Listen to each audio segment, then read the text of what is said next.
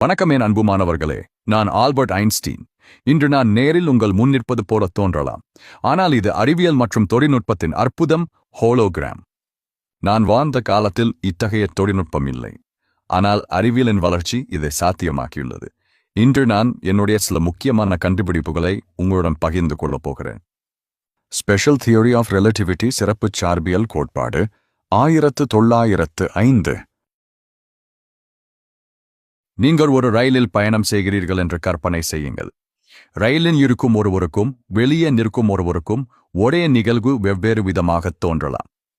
இதிலிருந்து நான் ஒரு மிகப்பெரிய உண்மையை கண்டுபிடித்தேன். ஒளியின் வேகம் அனைவருக்கும் ஒரே மாதிரி இருக்கும். அதன் விளைவாக நேரம் மெதுவாகலாம், நீளம் சுருங்கலாம், பொருளின் நிறை அதிகரிக்கலாம். வேகம் அதிகரிக்கும் போது நேரம் வேறுபட்டு இயங்கும். இன்று GPS செயற்கைக்கோள்கள் துல்லியமாக செயல்படுவதற்கு இந்த கோட்பாடு உதவுகிறது. ஜெனரல் தியரி ஆஃப் ரிலேட்டிவிட்டி பொது சார்பியல் கோட்பாடு 1915.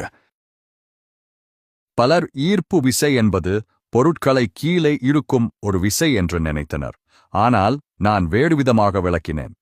பெரிய பொருட்கள், சூரியன், பூமி போன்றவை தங்களை சுற்றியுள்ள கால விண்வெளியை வளைத்து விடுகின்றன.